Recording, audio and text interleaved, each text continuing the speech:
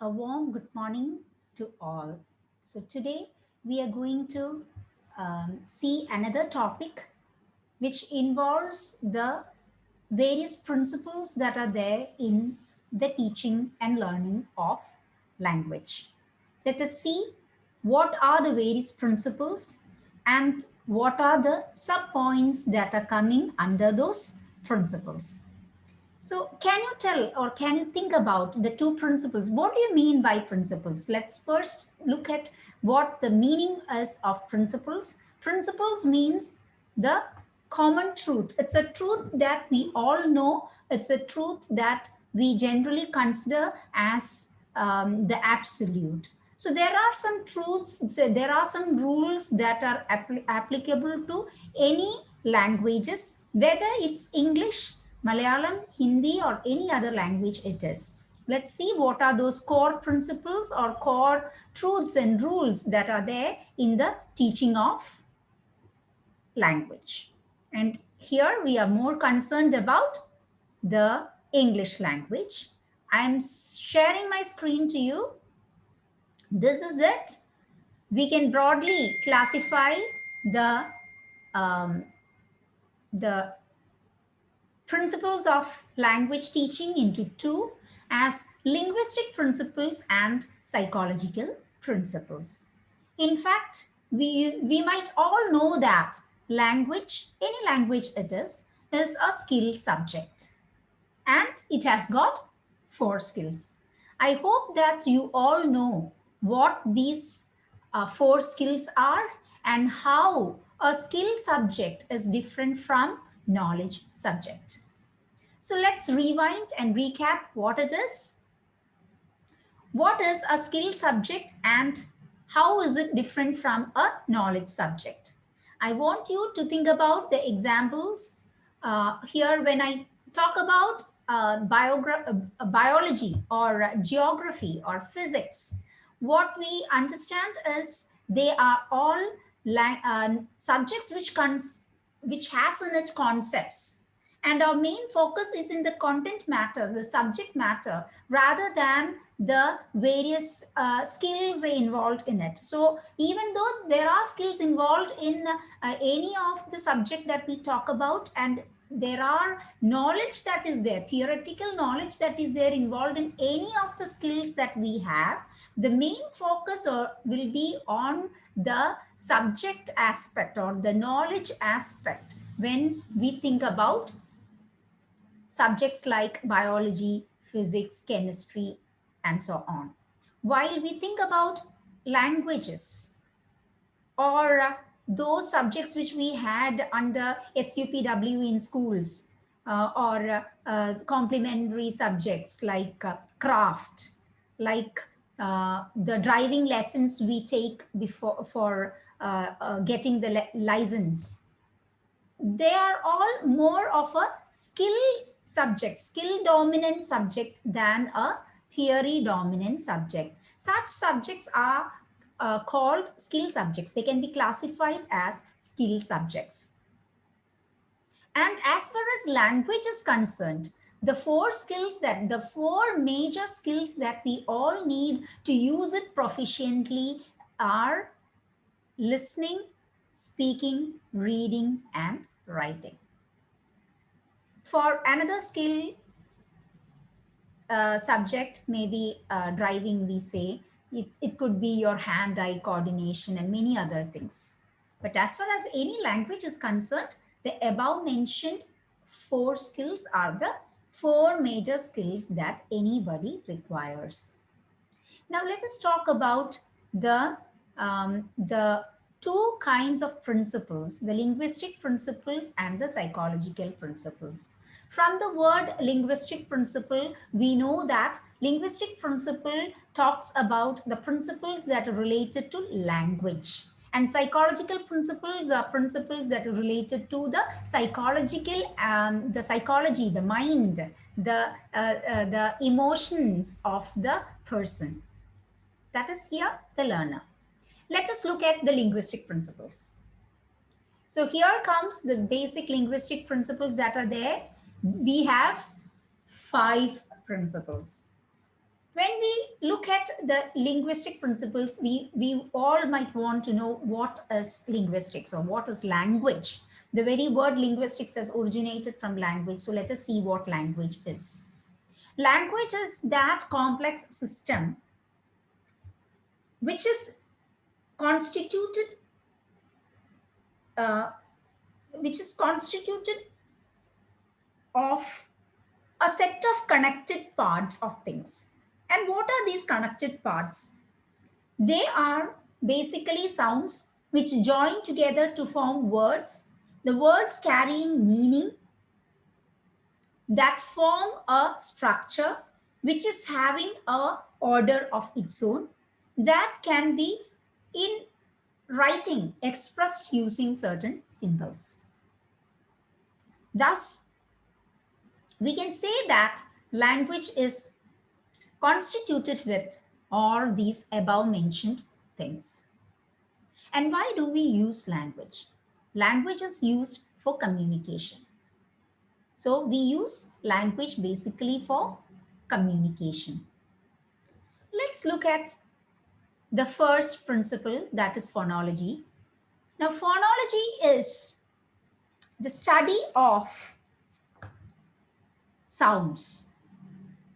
The study of actual sounds of language is called phonetics, and the way in which these sounds are used, put together, and organized is called phonology.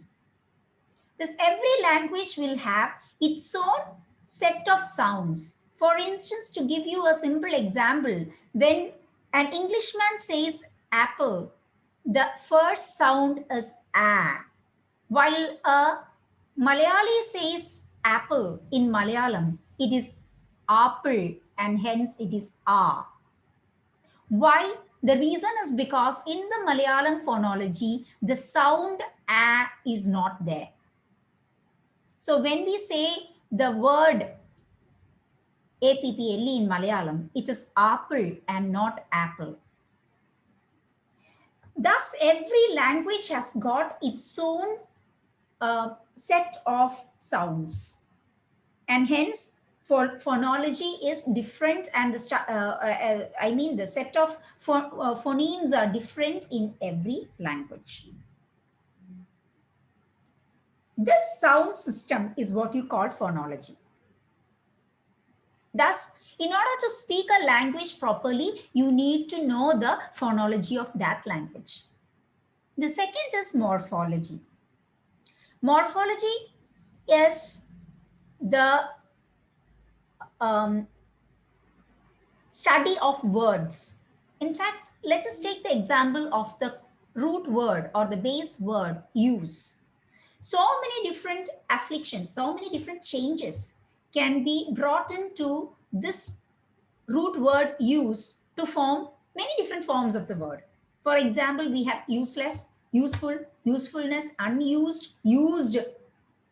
So many different variations of the core word can be formed by adding affixes and suffixes to, suffixes and prefixes to the base word. The study of this is what you call morphology, while semantics is a study of the meaning that is attributed to the different words. Syntax, on the other hand, is a arrangement of words to convey meaning, while it forms phrases and sentences. For example, the syntax of one language might be different from the other language. When we take English and Malayalam again, we find that, let's take the example, let's take a sentence as an example and the translation of that sentence in Malayalam. Rama killed a snake, a sentence in English. When it's translated to Malayalam, it forms Raman Pambine Konnu, where Pamba, which is a snake, is the object, and object appears at the end in English, while in the middle in Malayalam. And the action, the verb, the kriya, it appears in the end in Malayalam, while in the middle in English. Thus, when we are writing the formula, the syntactic formula of English, it will be SVO, subject, verb, object. Subject being Rama in both the cases. In Malayalam, we call subject Kartava. So, when it comes to Malayalam, when we are writing down the formula, it will be SOV. Thus, the syntax, just as we talked about the phonology, is also different in different languages. Lastly, we have symbols. Symbols are nothing else but alphabets, letters. Now, what are these? The different alphabets that we have identified, like A to Z in English or R, E, E in Malayalam, and how we form them together, we put them together to form words. When I put the alphabets A, P, P, L, E together, what comes to your mind is a red apple. The reason is because we have been trained to imagine in that way. Actually, APPLE does not have any meaning, does not constitute any meaning unless we attribute something to it. The same is the case with another word. Let's take table. TABLE stands for table, and whenever we come across that word, the image flashes to our mind, the image rushes into our mind, that of a place where we write. It's rectangular, it's more broader than the desk, DESK, desk. It has got 4 legs. So that picture of something that comes to your mind, which is being trained or imprinted in us right from the beginning. If something that I say or somebody else say, the speaker says, does not make any sense to the listener, the primary function of language will be like aborted, will not be carried out properly. Why? Because what I say is not understood, is nonsensical to the person who listens to me. Thus, the primary aim of language is communication. And the moment language fails in this primary function, it ceases to exist because it's not doing its function. Whatever that we have developed, the phonology to the symbols, the alphabets that we have deciphered out, all helps you in one purpose, and that is communication. And just like any other living being, just like we or any other animal, which moves through rapid changes from the moment we are born till when we cease to exist.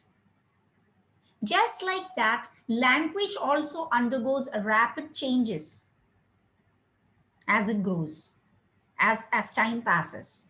If a language stands still, static, stagnant, then it is no longer growing. That means the language ceases to exist. Thus, when we look at any language, whether it's English or Malayalam, you find that there are changes in the meanings we attribute to words. There are some words, they are no longer in use. Some new words enter our vocabulary, our language system. The way in which we write letters change, in the sense, especially that change we can find in Malayalam. The letter cha in Malayalam, double cha in Malayalam, icha, cha in Malayalam. The way we or our parents learned the letter, and how the present generation children write that double cha is different.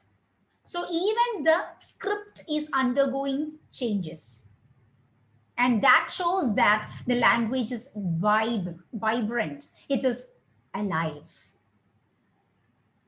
So these are some of the linguistic principles that we need to keep in mind, or that we need to learn, focus on while we teach English language or any other language for that matter. So with this, let's end our session, and good day, and see you all soon.